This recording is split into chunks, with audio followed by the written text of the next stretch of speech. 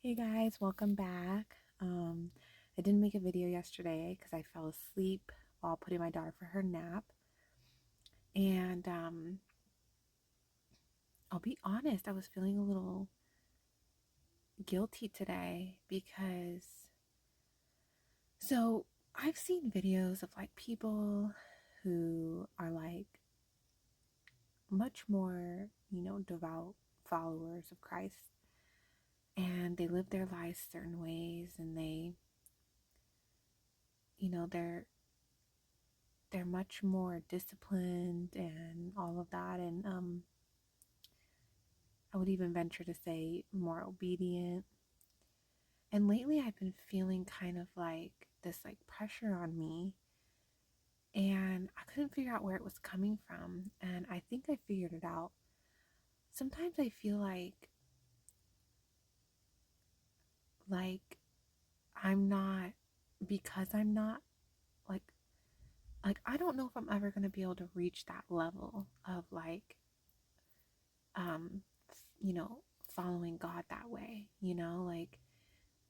like just being super disciplined and obedient, and like resisting temptation, and you know um just all kinds of things, like um I don't typically gossip, but I do a little bit, but it's not like malicious gossip. I mean, at least I don't think so. Anyways, my point is sometimes I feel like I'm not going to live up to like what I think God's expectation of us is and how to live. And then God just reminded me right now when I was praying, like I love my daughter no matter what, right? And if she grows up and goes, a certain way in life, or doesn't live up to, my expectations or whatever. I mean, my expectations for her really are just to be happy, follow God, have purpose in her life and fulfillment, and be a good person. But let's just say, she struggles or whatever, like I'm struggling right now. Am I going to love her any different? Am I going to love her any less or more than, say, if we have another child and they're like, you know, perfect or whatever? And I think God's trying to show me, like, yeah, maybe there's other people that are more disciplined and obedient and do better with their walk with God, but that doesn't mean He loves me any less, you know? Like, He still loves me too. He sees that I'm trying. And will I ever make it to a really deep level on my walk with God in life here on earth? I don't know, but this pressure that I've been feeling lately, it's not coming from God. It's coming from myself. And I think part of it too is like I've always had to justify my whole life why I've done certain things, like even something simple like sitting in a chair, relaxing, or taking a nap, or just like playing a game or watching a show, a TV show or something. Because my stepmom was emotionally abusive and she was always on me about everything. She nitpicked me on every little thing. I remember one time I was putting my hair in a ponytail and she walked by and started saying a bunch of rude stuff and making me feel bad for it. I was putting my hair in a ponytail because I was hot and I wanted my hair off my neck. And so my whole life, that's how I lived. I just walked on eggshells and I had to justify every move I made. And so I still tend to live that way a little bit right now. And so yesterday when I fell asleep and I took a nap, because I was tired. My body was telling me I was tired. I fell asleep. And I didn't realize how guilty I felt about it until I was praying right now. And then I just felt so much guilt just coming out of me, because I think I'm starting to realize that I need to stop trying to live to some expectation instead of just working on my day to day now and just trying my best to do better and better, instead of worrying about not meeting this, imaginary goal that I'm imagining in my head. Like, God's not putting that pressure on me. So I need to like just stop, and I need to stop like walking on eggshells, and just feeling like I have to justify everything that I do in life every day, like if I'm tired and I am able to fall asleep and take a nap with my daughter, then there's nothing wrong with that. There's nothing wrong with that. Now, if it's every single day, then I need to figure out, okay, hey, why am I so exhausted, but it's once in a while and I'm tired, like I'm doing a lot right now. And so I don't know. I feel like I've been very hard on myself lately, and I am trying to reach some imaginary goal that I've made up in my head, and some imaginary expectations that aren't even from God, like, and I feel like I need to like stop that and just breathe and just try my best every day. I don't know. It's hard. It's hard to, relearn how to live your life when your whole childhood is lived a certain way, through trauma and stress. And you learn, coping skills that help you through that. And then when you're out of it and, the trauma, and you get away from it, and then it's like you have to relearn things. And I'm still, it's been almost a decade later since I left, and I'm still struggling sometimes. But I have to say, since I've started getting to know God over the past year, He has healed a lot of my pain and sadness and trauma and, mental health and all of that. Like, He's healed a lot of that over the past year. And I didn't think that I was ever going to be able to heal from it. I thought it was something I was just going to struggle with for the rest of my life. So to have God healing me is like, it's still sometimes I'm like, wow, like something before would just make me break down.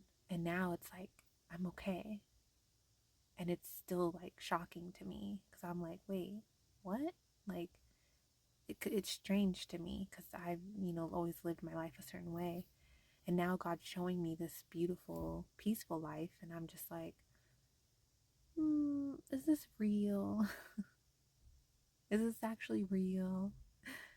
I think it'll just take me a little while to get used to. I think time will help me adjust to God and His ways of life and His love, and patience and compassion and understanding. And it's definitely something. And the fact that you can like count on Him, that's also like something I have to get used to. Anyway, so sorry about that. Let's get into today's chapters. Make the arrows bright, gather the shields. The Lord has raised up the spirit of the kings of the Medes, for his plan is against Babylon to destroy it, because it is the vengeance of the Lord, the vengeance for his temple. Set up the standard on the walls of Babylon. Make the guard strong. Set up the watchmen. Prepare the ambushes. For the Lord has both devised and done what he spoke against the inhabitants of Babylon. O you who dwell by many waters, abundant in treasures, your end has come, the measure of your covetousness. The Lord of hosts has sworn by himself, surely I will fill you with men as with locusts, and they shall lift up a shout against you. He has made the earth by his power. He has established the world by his wisdom, and stretched out the heaven by his understanding. When he utters his voice, there is a multitude of waters in the heavens. He causes the vapors to ascend from the ends of the earth. He makes lightnings for the rain. He brings the wind out of his treasuries. Everyone is dull-hearted, without knowledge.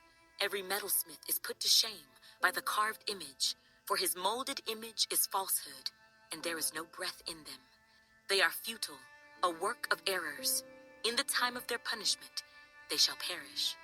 The portion of Jacob is not like them, for he is the maker of all things, and Israel is the tribe of his inheritance. The Lord of hosts is his name. You are my battle axe and weapons of war. For with you I will break the nation in pieces. With you I will destroy kingdoms. With you I will break in pieces the horse and its rider. With you I will break in pieces the chariot and its rider. With you also I will break in pieces man and woman. With you I will break in pieces old and young. With you I will break in pieces the young man and the maiden. With you also I will break in pieces the shepherd and his flock. With you I will break in pieces the farmer and his yoke of oxen. And with you I will break in pieces governors and rulers. And I will repay Babylon and all the inhabitants of Chaldea for all the evil they have done in Zion in your sight, says the Lord. Behold, I am against you, O destroying mountain, who destroys all the earth, says the Lord. And I will stretch out my hand against you, roll you down from the rocks, and make you a burnt mountain. They shall not take from you a stone for a corner, nor a stone for a foundation, but you shall be desolate forever, says the Lord. Set up a banner in the land. Blow the trumpet among the nations. Prepare the nations against her. Call the kingdoms together against her. Ararat, Minai, and Ashkenaz. Appoint a general against her. Cause the horses to come up like the bristling locusts.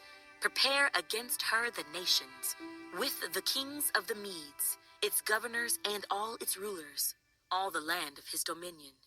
And the land will tremble and sorrow, for every purpose of the Lord shall be performed against Babylon, to make the land of Babylon a desolation without inhabitant. The mighty men of Babylon have ceased fighting. They have remained in their strongholds. Their might has failed. They became like women. They have burned her dwelling places. The bars of her gate are broken. One runner will run to meet another, and one messenger to meet another, to show the king of Babylon that his city is taken on all sides. The passages are blocked. The reeds they have burned with fire, and the men of war are terrified. For thus says the Lord of hosts, the God of Israel, the daughter of Babylon is like a threshing floor, when it is time to thresh her. Yet a little while, and the time of her harvest will come. Nebuchadnezzar, the king of Babylon, has devoured me. He has crushed me. He has made me an empty vessel. He has swallowed me up like a monster. He has filled his stomach with my delicacies. He has spit me out. Let the violence done to me and my flesh be upon Babylon, the inhabitant of Zion will say, and my blood be upon the inhabitants of Chaldea, Jerusalem will say. Therefore thus says the Lord, behold, I will plead your case and take vengeance for you. I will dry up her sea and make her springs dry. Babylon shall become a heap, a dwelling place for jackals, an astonishment and a hissing, without an inhabitant. They shall roar together like lions. They shall growl like lions' whelps. In their excitement, I will prepare their feasts. I will make them drunk that they may rejoice, and sleep a perpetual sleep, and not awake, says the Lord. I will bring them down like lambs to the slaughter, like rams with male goats. Oh, how Shishak is taken. Oh, how the praise of the whole earth is seized. How Babylon has become desolate among the nations. The sea has come up over Babylon. She is covered with the multitude of its waves. Her cities are a desolation, a dry land and a wilderness, a land where no one dwells, through which no son of man passes. I will punish Bel in Babylon, and I will bring out of his mouth what he has swallowed, and the nations shall not stream to him any more. Yes, the wall of Babylon shall fall. My people, go out of the midst of her, and let everyone deliver himself from the fierce anger of the Lord. And lest your heart faint, and you fear for the rumor that will be heard in the land. A rumor will come 1 year, and after that, in another year, a rumor will come, and violence in the land, ruler against ruler. Therefore, behold, the days are coming that I will bring judgment on the carved images of Babylon. Her whole land shall be ashamed, and all her slain shall fall in her midst. Then the heavens and the earth, and all that is in them, shall sing joyously over Babylon, for the plunderers shall come to her from the north, says the Lord. As Babylon has caused the slain of Israel to fall, so at Babylon the slain of all the earth shall fall. You who have escaped the sword, get away, do not stand still. Remember the Lord afar off, and let Jerusalem come to your mind. We are ashamed because we have heard reproach. Shame has covered our faces, for strangers have come into the sanctuaries of the Lord's house. Therefore, behold, the days are coming, says the Lord, that I will bring judgment on her carved images, and throughout all her land the wounded shall groan. Though Babylon were to mount up to heaven, and though she were to fortify the height of her strength, yet from me plunderers would come to her, says the Lord.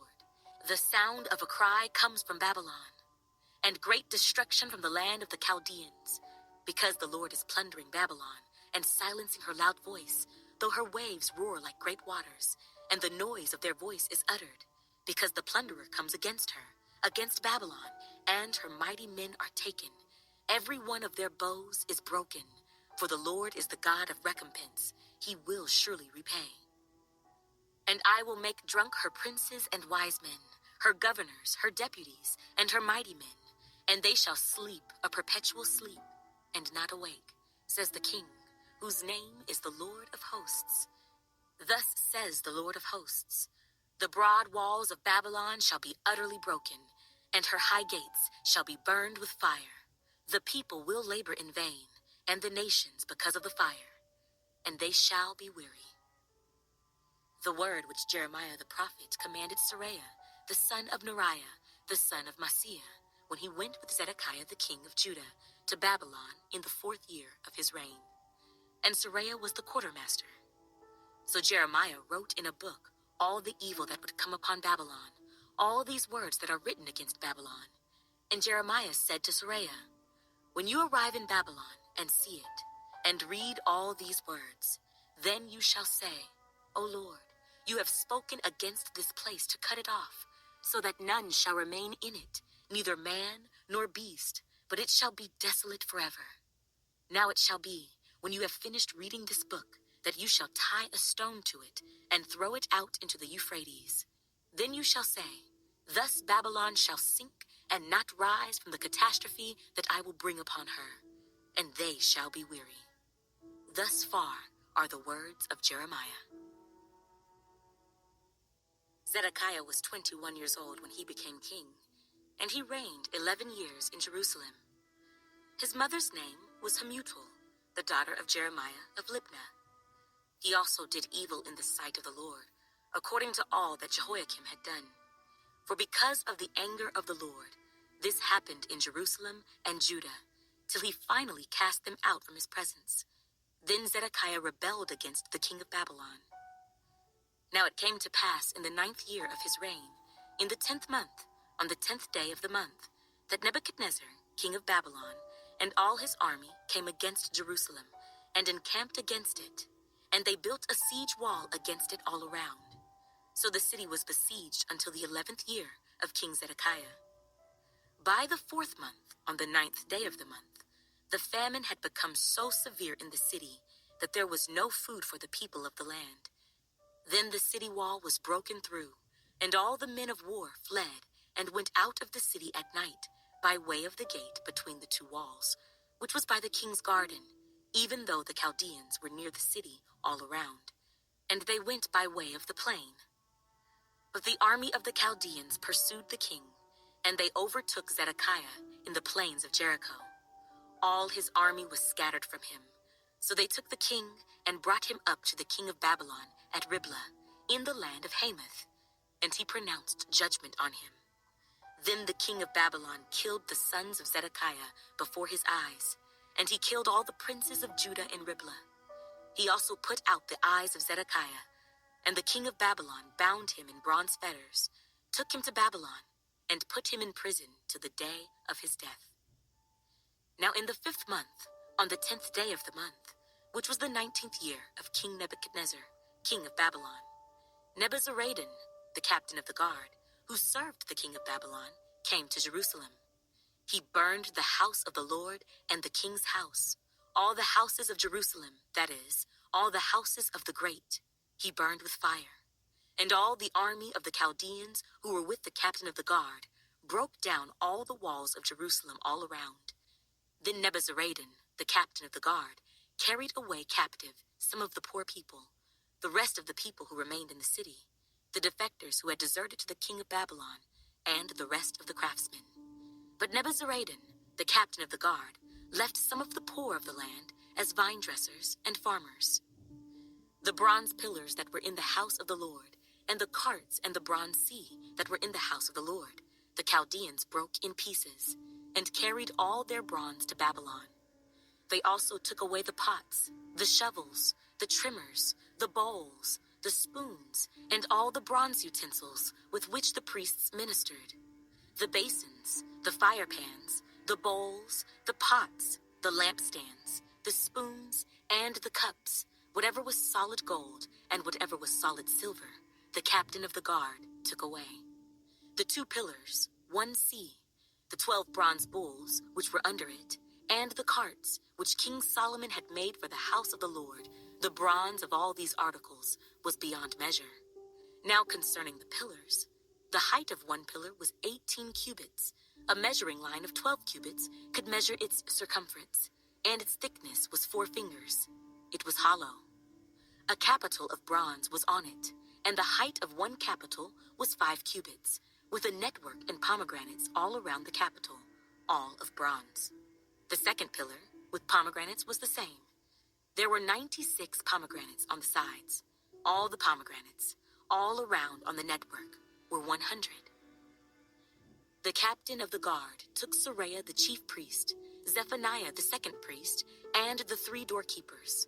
He also took out of the city an officer who had charge of the men of war, 7 men of the king's close associates who were found in the city, the principal scribe of the army who mustered the people of the land, and 60 men of the people of the land who were found in the midst of the city. And Nebuzaradan, the captain of the guard, took these and brought them to the king of Babylon at Riblah. Then the king of Babylon struck them and put them to death at Riblah in the land of Hamath. Thus Judah was carried away captive from its own land. These are the people whom Nebuchadnezzar carried away captive. In the 7th year, 3,023 Jews. In the 18th year of Nebuchadnezzar, he carried away captive from Jerusalem 832 persons. In the 23rd year of Nebuchadnezzar, Nebuzaradan, the captain of the guard, carried away captive of the Jews 745 persons. All the persons were 4,600. Now it came to pass in the 37th year of the captivity of Jehoiakim, king of Judah, in the 12th month, on the 25th day of the month, that evil Merodach, king of Babylon, in the 1st year of his reign, lifted up the head of Jehoiakim, king of Judah, and brought him out of prison. And he spoke kindly to him, and gave him a more prominent seat than those of the kings who were with him in Babylon. So Jehoiakim changed from his prison garments, and he ate bread regularly before the king all the days of his life. And as for his provisions, there was a regular ration given him by the king of Babylon, a portion for each day until the day of his death, all the days of his life.